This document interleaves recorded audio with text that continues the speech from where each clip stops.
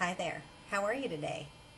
I thought it would be a good opportunity for me to say hello from my makeup table and bring you a look that actually I've been inspired by some of the E.L.F. products that I've received lately. I've done a couple of reviews on things and I want to continue with that review.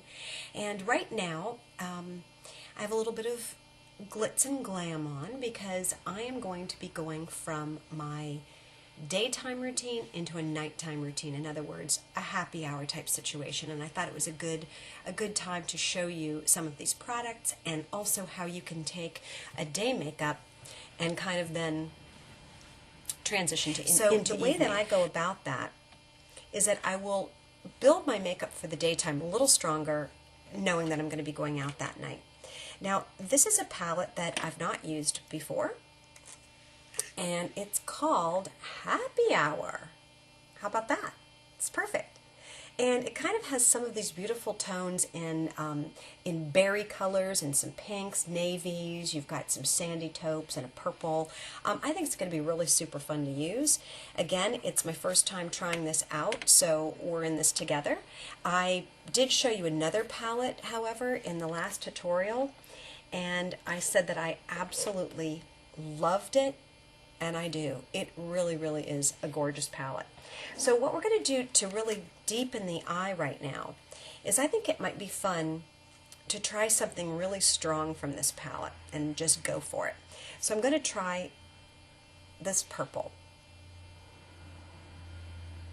And I'm just going to place that quickly. We're going to do this fast because remember, we may not have a lot of time to transition from daytime into our cocktail hour or wherever we might be going. Could be a concert. I'm not suggesting all my viewers drink, but you never know. So it's just a nice way to punch up your makeup for evening.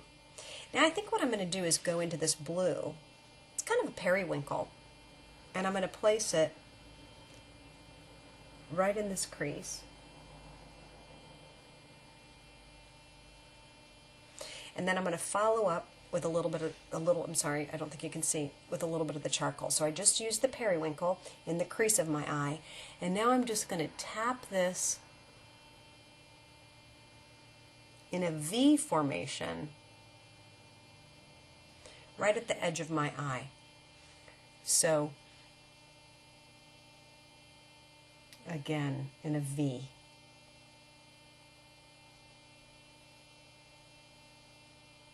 Right in the crease. So that's going to give you a lot of smoke and a lot of drama. Now, this is not what I would call a smoky eye. This is more of a V-shaped cat eye with the darkest color here being in a V shape. Now, ordinarily, if you really want to do a dramatic eye, you could take this V and extend it right into your lash line underneath. I'm going to highlight, I think, with this really pretty silver right in the corner to give a little pop. And sometimes when we're tired, it's going to give us a nice little lift. Anyway, in review of this product, the thing I really love about it are the colors. I think they're very strong pigments. I think that it's a really, really nice performing product. I just don't like that it doesn't have a lid. I don't like that I can't throw this in my purse. It's the whole reason why I got a palette, was so that I had a ready-made makeup kit in my purse, which I'm not going to have that now because I have no idea how to carry this without everything getting everywhere. Especially for evening, I like to touch my temple with a little bit of sheen because I think it looks really, really, really pretty for evening. Oftentimes when you're out at night, you've got that nice dark lighting, and it will just capture a little bit of the glitz of your makeup, and it always just looks so pretty to me. So I guess I should actually go back over and show you the tones that I used from this palette. So the first thing was that I used the purple on my eyelid. It's kind of a pinky purple. Then I went back over in the crease of my eye with this periwinkle.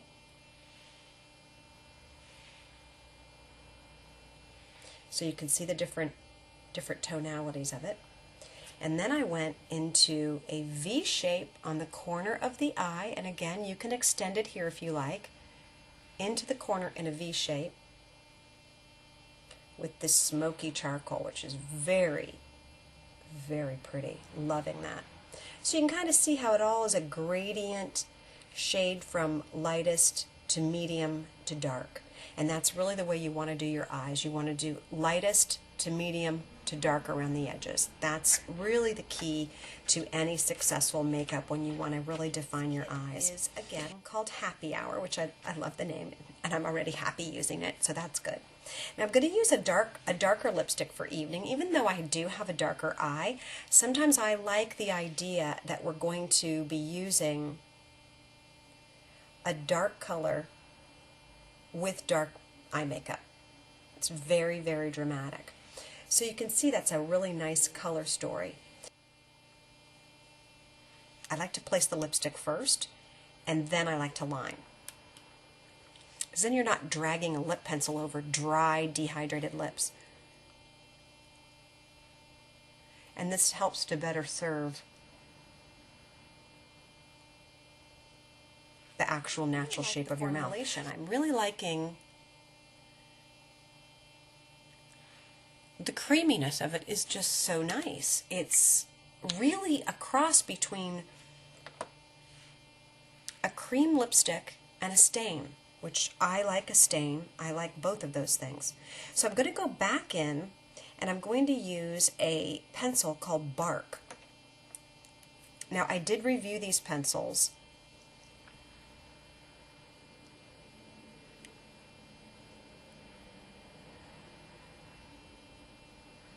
on my last review, and I said my only pet peeve was that the cap doesn't stay on. Don't like that.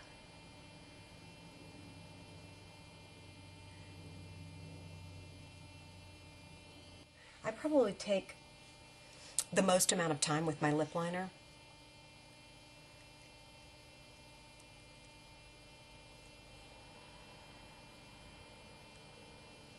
And the reason is what I've noticed through the aging process, and it's a sad admission, but it happens to all of us, is that through the aging process our lips start to shrink down. They really actually get smaller. Also, the definition, the vermilion border, which is the very, very most outer ridge of your mouth before it becomes facial tissue. So it's called the vermilion border. That's the area that we start to lose pigment in, unfortunately, when we age. So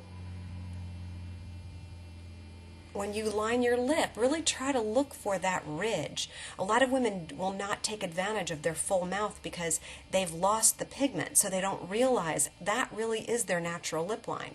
Now, am I endorsing to go out of your vermilion border? No, I'm not endorsing that. But you want to stay